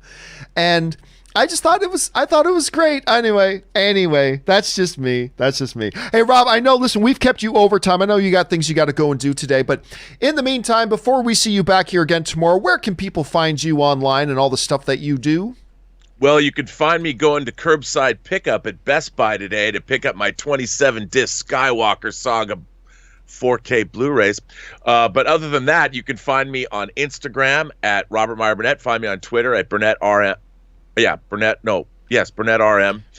What do I know? And my YouTube channel, The Burnettwork, and my show, Robservations. But I'll be back tomorrow. All right, dude, it's always good to have you here. Thanks, and we will see you back again tomorrow, sir. All right, guys, with that down, we still got about 15, 16 minutes here. I think we can get through all the questions here today. So let's keep on getting through them here. Next one up comes to us from Matthew Phillips, who writes, 3 at-home recommendations for me would be At Close Range with Christopher Walken and Sean Penn, The Wildlife with Chris Penn, R.I.P. Chris Penn, which to me is right up there with Fast Times, and a previous recommendation of The Flowers of War with Christian Bale. Yeah, somebody brought that one up a few days ago as well. I gotta tell you, when I think of Chris Penn, this was a guy who I think, and I believe, yes, Sean Penn's brother, who could have done really great things and did. I mean, whether you're talking about obviously Reservoir Dogs, but when I think of Chris Penn, I think of Best of the Best with James Earl Jones, the martial arts film, one of my all-time favorite sports movies. Best of the Best is what I think of him. So whenever you can bring up stuff with him in it, it always makes my heart smile a little bit, Matthew. Thanks for those recommendations, man. All right, Jay Bling writes, Crap, where'd Jay Bling go? Jay Bling writes, I can't help but feel that despite teasing a return to the Fast Saga in Fast 10, Dwayne Johnson isn't really planning to return after all. I'm still expecting Statham to return because justice isn't served until Han gets to confront Shaw. I don't know about that. I honestly don't know about that. Listen, I don't think The Rock says something unless he's planning on it. You know, when he talked about Doc Savage, he was full out planning to do Doc Savage. Didn't actually end up coming to pass. Okay, that happens. When he talked about doing a remake of Big Trouble in Little China, they were full-fledged. They were investing money and full-fledged trying to make that happen. Didn't work out. But whenever so not everything he mentions does it actually come true, but he never mentions something without the intention being there, coming true. And especially with Hobbs and Shaw being so successful on its own, it could only be more good news trying to bring him back into the fold. So I think the plan is there. Whether or not it actually plays out, we'll have to wait and see. But I think the plan is there. All right, Anthony Lucalano writes, what are the names of the only two actors to have appeared in Doctor Who, Star Wars, and Star Trek? Ooh. Because in Star Trek and Star Wars, there's a bunch. Greg Grunberg, Simon Pegg, even George Takei, if you want to take animated voices, there's a lot of them. But also Doctor Who. Again, I'm the wrong guy to ask because I don't care about Doctor Who. Again, I'm not crap talking Doctor Who because I've never seen it. I don't know. It might be the greatest thing in the world. I just don't care about it. I don't watch it. So that is unfortunately, once you bring in the Doctor Who element, I cannot answer that question. But maybe you guys who are watching might know the answer to that. Jump into the comments and let him know if you know the answer to that. All right. Luis Garza writes, favorite post Toy Story 3 Pixar, Inside Out, Coco, or TS4? Listen, I love all three of those. I love them all. They're all great. Inside Out is actually a pretty underappreciated one. Inside Out is an underrated one. It is a marvelous movie, but I gotta go Coco. As much as I love Toy Story 4, and I do, I love Toy Story 4, but I gotta go Coco on that one. That was and one of the biggest surprise movies to me. Up was probably the most surprising movie to me. I didn't think Up looked all that good. And then lo and behold, it's Up. And I didn't think Coco looked all that good. And I just came out amazed by it. So I'm going to go Coco. Andrew at the Movies writes, hey, John, I'm putting together my first movie, a horror movie, with Tom Burgess' son starring it. So we wrote in the other day talking about Tom Burgess, who was a CFL quarterback. And apparently, hey, first of all, that is awesome that you're making your own movie. That is fantastic. Get out there, make the art. That's wonderful. And the fact that you can have Tom Burgess' son in it too, that's just a little bit of icing on the cake. So that sounds great. Good on you, man.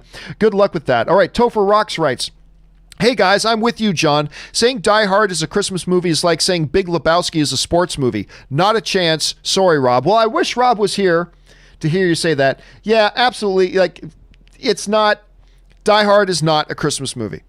The movie happens around Christmas time, but that doesn't make it a Christmas movie. I'm sticking with it, Topher Rocks, I'm glad. But there's a lot of people who disagree. There's a great debate, ongoing debate that we will be debating till the sun burns out. Was Die Hard a Christmas movie? No, it wasn't a Christmas movie, but there are a lot of people who think it is, and we will always debate it, which is great. All right, All Metal Mike writes, John, love your show and the sincere enthusiasm that you and Rob bring to your craft every day. Enjoyed watching Infinity War with you. Oh, thanks so much for that, man, and thanks for joining. I'll tell you what, I had more fun with that than I thought. So we did a watch party yesterday where a whole ton of us watched Avengers Infinity War all together. I had way more fun with that than I thought I would, and hopefully maybe we'll do some more moving forward. So thanks for mentioning that, All Metal. I appreciate that. Adam Turchetto writes, I was watching Rocket Man last night. Really good film. My recommendation. And who did see a Singing in the Club? Former Michael Scott lover Jan. Was she in that? First of all, Jan was one of the richest side characters in The Office, and so much of what went on in The Office some of the great episodes ever revolved around the Jan character, which is great. But I did not realize that, Adam. I'm going to have to go back. By the way, you know what? I haven't watched Rocket Man since I saw it in theaters. I didn't like it like nearly as much as I like Bohemian Rhapsody, but I really did quite enjoy it nonetheless. And I should go back and watch that again. Thank you for reminding me about that. All right. Hamaru6 just sends in a super chat to be supportive. Thank you, Hamaru. We appreciate that, man. Matt Thornton writes, One of two. With all this talk on the Last of Us TV show, another game that was due to get a TV show treatment is Life is Strange. We haven't heard anything in ages, so I'm guessing the project is dead. Yes, I do believe the project is dead, which is a real shame, as this franchise has great stories and very relatable and iconic characters. Watch it on YouTube if you get time. You know who has told me for a long time that I should play that? Is my brother-in-law, Ray. Ray has talked up this game a lot. And I remember I had never even heard of the game until my brother-in-law Ray brought it up to me. But that's one of his favorite games, is Life is Strange. So anyway, it was after that I heard about rumblings about somebody getting the rights to it and blah, blah, but then it just disappeared. Now, that doesn't mean it can't reappear at some point. Keep that in mind, Matt. That does not mean it cannot reemerge at some point. It very well could. But as of right now, I believe you are right. I've heard no movement or development on it in quite some time. All right. All Metal Mike writes, watch Outer Limits, a feasibility study, 1963, neighborhood teleported to a planet. Some people get infected and must decide to quarantine or not.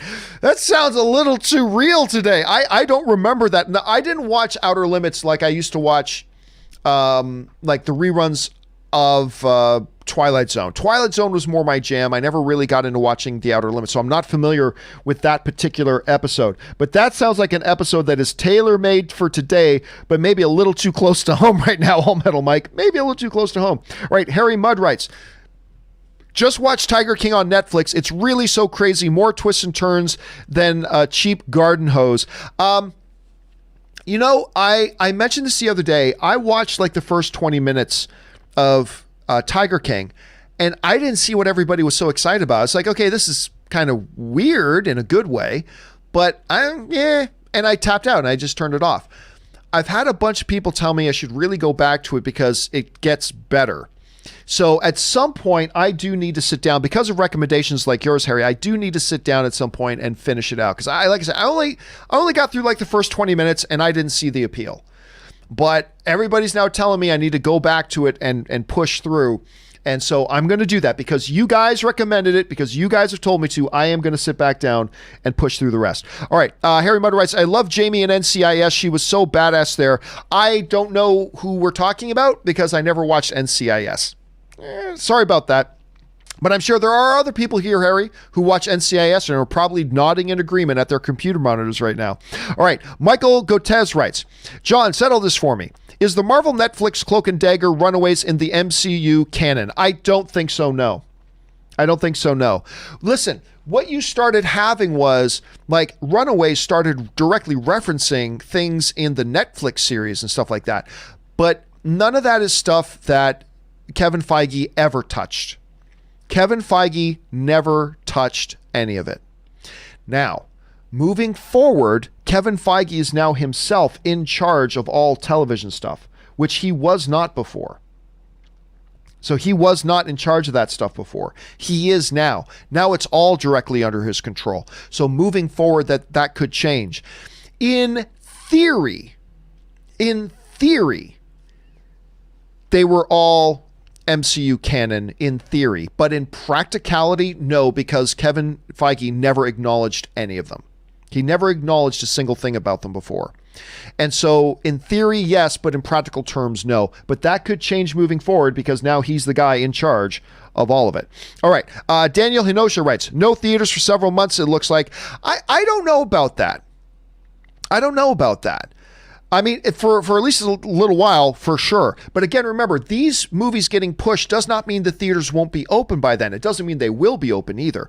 But it doesn't mean they won't be open by then. It just means that they can't start their marketing campaigns, which costs ungodly amount of money to do when they don't know for sure that the theaters are going to be open. So that's the situation we're in. David House writes, top 5. Number 1, Star Wars. Number 2, American Sniper. Number 3, The Dark Knight. Number 4, Walk the Line. Number 5, Strangers on a Train. Oh, which one is Strangers on a Train again? Hold a second here. Strangers on a Train.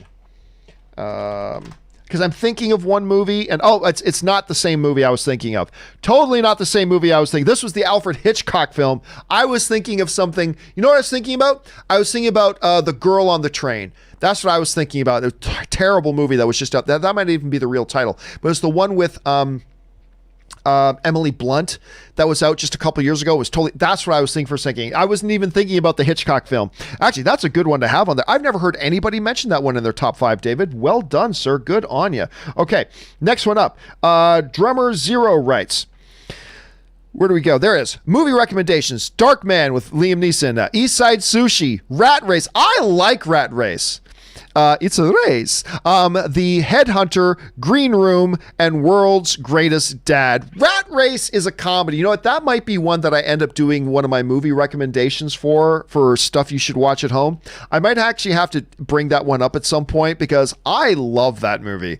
And the cast is completely stacked in it too. So nice one. I like the recommendations there. Anthony Lucalano writes, if Keanu uses a pencil to fight The Rock in Hobbs and Shaw 2, it'll make $1 billion in its sleep.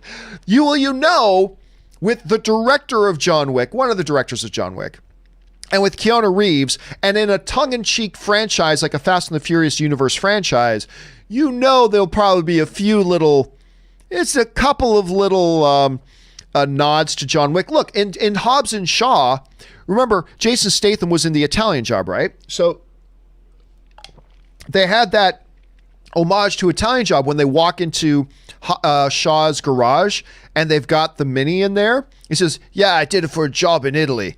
I mean, right? I mean, so for a franchise that does that, I absolutely guarantee you that if Keanu Reeves ends up being in this movie, I guarantee there will be a John Wick reference. There'll absolutely be a John Wick reference. Drummer Zero also writes, I think they should do Batman movies that are rated R for the Bat who laughs, Killing Joke, etc. But here's the problem. You can't go back and forth. Because you're going to create confusion amongst your audience with that, particularly parents who do want to take their kids to see a Batman movie, right? So you've got to pick what is your franchise going to be. And then you go that way. Now, maybe you do some what if movies that are a separate actor playing Batman and you make it a total different Elseworld kind of thing like Joker was. And then maybe there's a way to do that. But generally speaking, you got to pick a lane. Pick a lane and then you got to stay in it. So that's my thought, unless you do Elseworld kind of stuff. But a lot of people are against that, so I don't know. Johnny writes, hey, John and Rob, since I'm relatively new, I was wondering, could you please explain what the whole bring on the filthy means? Somebody asks that at least every couple of weeks. Quick summation here. Years ago, just before the 50 Shades of Grey movie was coming out, there was a debate about whether it'd be rated R or rated NC-17, which is like the harsh, almost porn thing. And I said, listen, they're not going to want to risk the money. They can't do N-17. They're going to go rated R because you can only put so much filthy in it. And this I just randomly said, but don't get me wrong, I love the filthy. Bring on the filthy. I said that one day and it just caught on and it's stuck ever since. So that's what's behind that, Johnny. Thanks for asking. All right. Greg Scott Bailey writes, Harrison Ford movie suggestions. Mosquito Coast. I love that one. Harrison's character is an eccentric veteran, takes his family out of the U.S. to Central America to create his own utopia. Before River Phoenix was a young indie, he was Harrison's son in this film. Listen, that's actually a great topic someday, Greg. Just great Harrison Ford movies you should watch that aren't Star Wars or Indiana Jones. Go, because there's a lot of them. There's a lot of them. That's a good one too. I guarantee you not a lot of people have watched that one. I love the recommendation, Greg. Thanks for sending that in, man. All right, Amy Berg, and we just have just a couple of minutes left here, guys. Amy Berg writes, hey, John, I just wanted to thank you for being a light in my life, and your show is giving me some peace and normality right now. It means more than you know since my mom passed away 3 days. Oh, I'm so sorry to hear that. My mom passed away 3 days ago from corona complications. Truly, thank you. I am so sorry to hear about that. And, you know, it is the great thing about movies, and you know, going back to the origin of our species, we are storytellers, and stories do great things for us. And the fact that these stories, and we as a fan community of those stories, can be an oasis and a getaway for a little bit from the crap that goes on in our lives around us. Again, it doesn't take the crap away. It doesn't take the crap away, but hopefully immersing ourselves in stories and in conversations with our fellow fans of these stories, hopefully what that does is it refreshes us a little bit. It changes our perspective a little bit. And when we come out, the crap is still there, but hopefully we're in a little bit of a better position to deal with the crap. And again, my deepest condolences, Amy, on that. And we're just really thrilled and honored, not only that you are here, but that we can be here with you. And talk about all this other stuff. So thank you for that. And again, deepest condolences, Amy, and thank you for being here. And thank you for sharing that. All right. Matthew Melograno writes, Ordeal by Innocence, 1984. Ooh, I'm not familiar with that one. Wait a minute. I think I am. Hold on. Ordeal by Innocence. Oh, no. I was thinking there is a 2018 movie called Ordeal of Innocence. This one, directed by Desmond Davis and Alan Brickshaw. It starred Donald Sutherland, Faye Dunaway, Christopher Plummer, Sarah Miles, Ian McShane, Diana. This thing was stacked. All right, so the movie is Dr. Calgary returns home from an expedition and goes looking for a hitchhiker whom he gave a lift to 2 years previously in order to return the man's address book. He discovers the man has been executed for his mother's murder. Bum, bum, bum. I'm not familiar with that one, but that one sounds really kind of great. I love that. That one sounds great. All right, guys, listen. We've run out of time here. Of course, we got to keep the show at under 2 hours because YouTube starts cutting off the time. Anyway, it's a big whole mess right now. But anyway, so for Dorama, Demon, Geo, Ganai1, and everybody else on forward, do not worry. We will start off the Q&A on tomorrow's John Campea Show with your questions. So your questions got sent in. There's not enough questions here for us to do a standalone companion video, but we will get to your questions right off the top when we get into the live questions on tomorrow's John Campea Show. You sent in the questions. They're going to get answered properly in a video. All right, guys. That will do it for today's installment of the John Campea Show. Thank you so much for being here and being a part of it. Special thank you to all of you guys, not just for being here, but also for those of you who sent in questions, because you did two things. Number one, you sent us great fun things to talk about. Number two, you supported the channel while you're doing it, and all of us here, thank you for that. Guys, stay home, stay safe, take care of yourselves, take care of the people around you, and let's get all this stuff behind us just as fast as we can. Watch some movies, make some lemonade out of those lemons, guys. Thanks for being here. We'll be back again tomorrow. My name is John Campea, and until next time, guys, bye-bye.